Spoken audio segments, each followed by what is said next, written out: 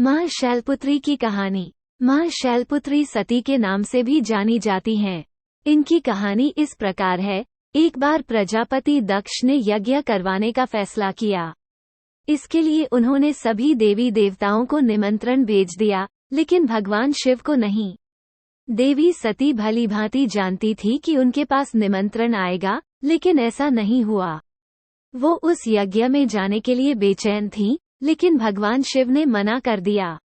उन्होंने कहा कि यज्ञ में जाने के लिए उनके पास कोई भी निमंत्रण नहीं आया है और इसलिए वहां जाना उचित नहीं है।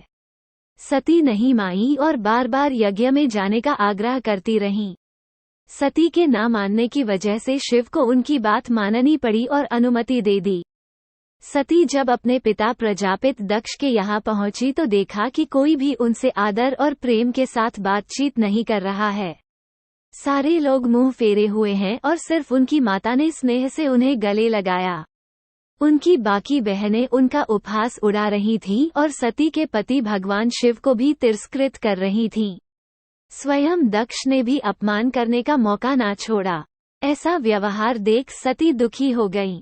अपना और अपने पति का अपमान उनसे सहन न हुआ और फिर अगले ही पल उन्होंने वो कदम उठाया जिसकी कल्पना स्वयं दक्ष ने भी नहीं की होगी। सती ने उसी यज्ञ की अग्नि में खुद को स्वाहा कर अपने प्राण त्याग दिए। भगवान शिव को जैसे ही इसके बारे में पता चला तो वो दुखी हो गए। दुख और इसी सती ने फिर हिमालय के यहाँ जन्म लिया और वहाँ जन्म लेने की वजह से इनका नाम शैलपुत्री पड़ा।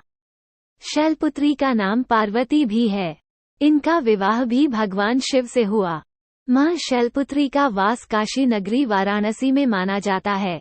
वहाँ शैलपुत्री का एक बेहद प्राचीन मंदिर है जिसके बारे में मान्यता है कि यहाँ माँ शैलपुत्री के सिर्फ दर्शन करने से ही भक्तजनों की मुरादें पूरी हो जाती हैं। कहा तो ये भी जाता है कि नवरात्र के पहले दिन यानी प्रतिपदा को जो भी भक्त माँ शैलपुत्री के दर्शन करता है उसके सारे वैवाहिक जीवन के कष्ट दूर हो जाते हैं। चूंकि माँ शैलपुत्री का वाहन वृषभ है, इसलिए इन्हें वृषारूढ़ा भी कहा जाता है।